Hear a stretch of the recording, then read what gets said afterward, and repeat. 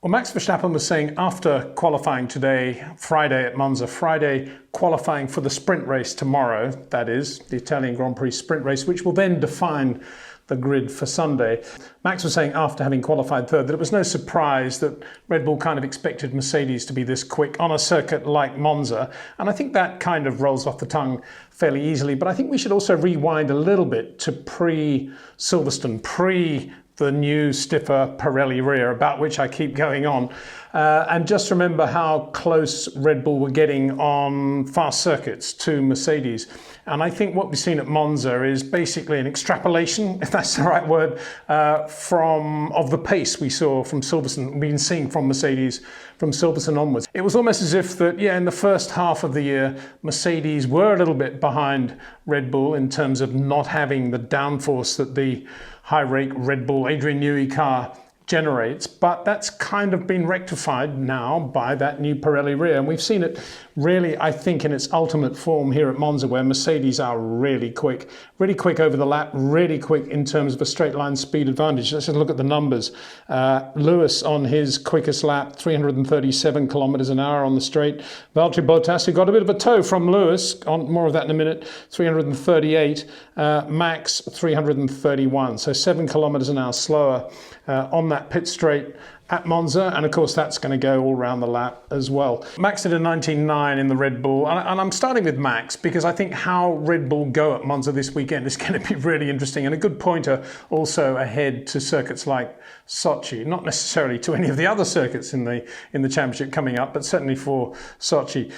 Max 19.9 on his first run in Q3, and then he was the only driver that didn't actually go any quicker on his second run. So that needs to be borne into account as well when we look at the lap times.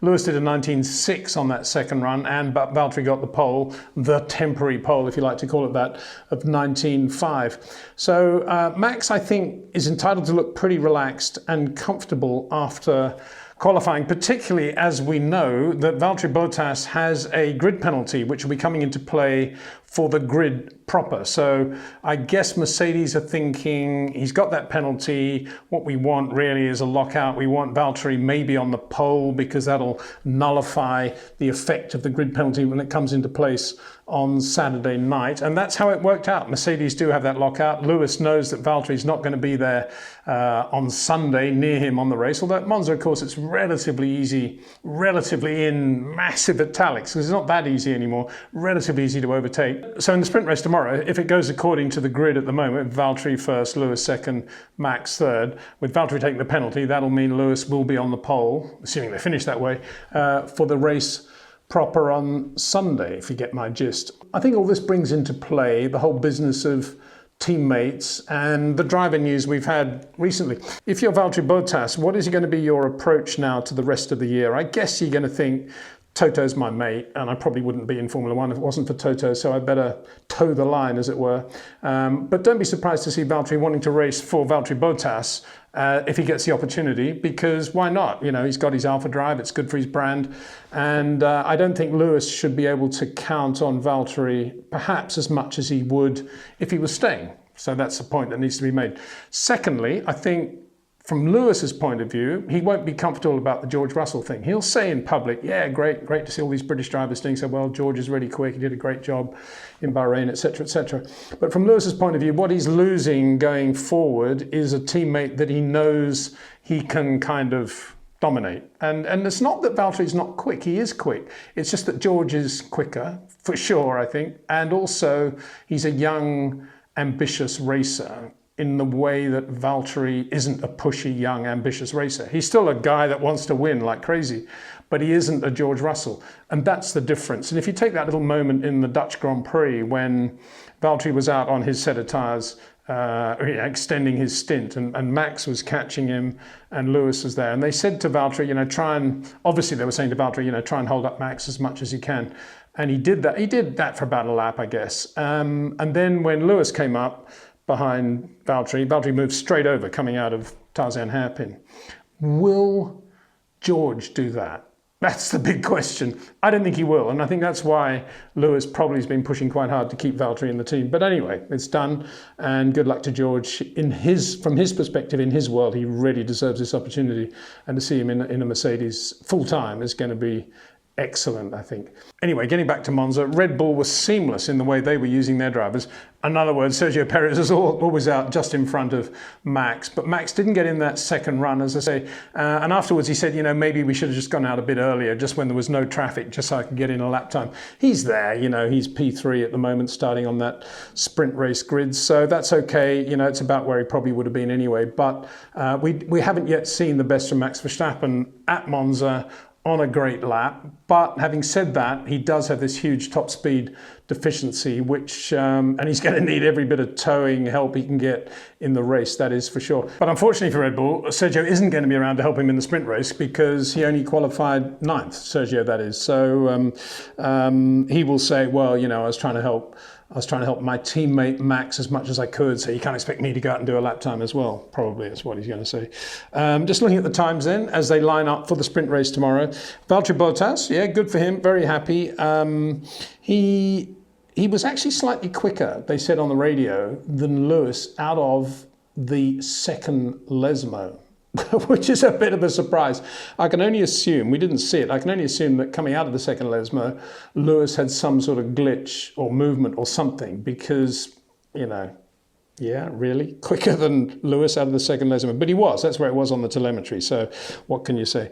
Max P3, he'll be happy with that, as I say. And then brilliant Lando Norris and Daniel Ricciardo. Daniel on the scrubbed soft tyres. Lando on a new set, and but they both did 19.9. That was excellent. Very good for McLaren. And let's look at their top speeds as well. Lando 337, that puts him in Lewis Hamilton territory. So great result. Nice to see again how McLaren, Andre Seidel, just run that team. They didn't run the soft tyre at all this morning in the 1 hour session. They just focused on the medium and the hard. And but they put the soft tyres on for qualifying straight out of the box. They were really quick. And good to see Daniel Ricciardo too, continuing now to be very, very near Lando in everything he's doing. I mean, Monza's not a great test for that. I mean, it's not as if it's Suzuka or something like that. But nonetheless, good to see Daniel right on the pace, and a great job by McLaren all round. Pierre Gasly lines up P6 for Tauri-Honda, and the two Ferraris ended up 7th and 8th. Not too bad, actually, you would think. Again, lifted a bit, I think, by that Pirelli rear. Not massively quick in a straight line. Charles Leclerc complaining for most of the day about a weird feel in the car, but he qualified within a 10th of Carlos Sainz. And as I say, 334 top speed against Valtteri Bottas 338. Quicker than Max Verstappen, but nonetheless not as quick as you'd want to see a Ferrari around Monza. Indeed, as the Tifosi would love to see a Ferrari around Monza. Those days are gone, sadly. The days of, should we really check the size of the Ferrari engine, or, the weighing scales going from Chessington to the Parc Fermé at Monza, and maybe shutting the garage door when the Ferraris are being weighed. No.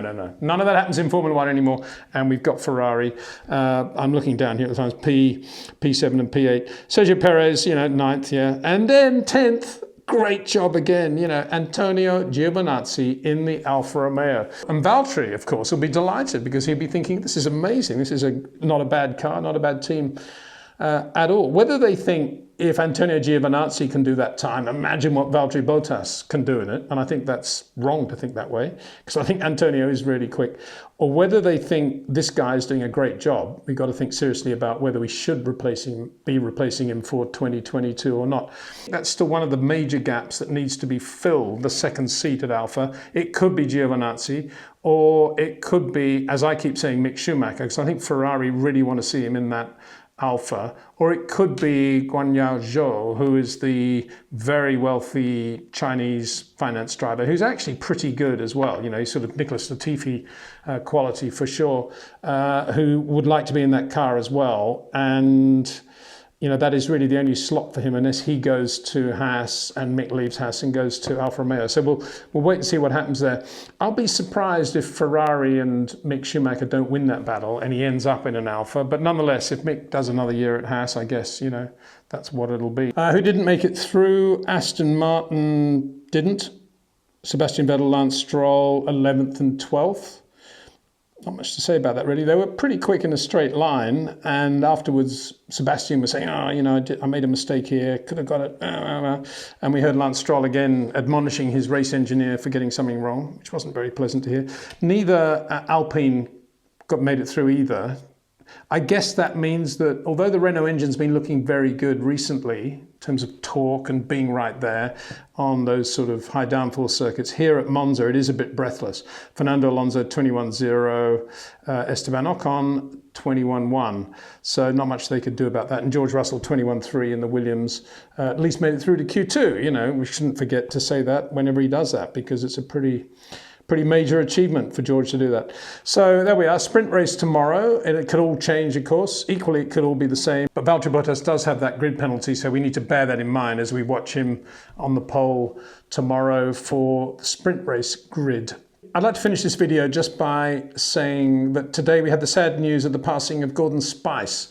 Phenomenal, all-round, versatile, and articulate, funny, brilliant racing driver who loved his motor racing. Contributed a lot to motorsport in terms of safety. There was a time when if you wanted all your safety kit, your helmets, your overalls, etc., you went to Gordon Spice.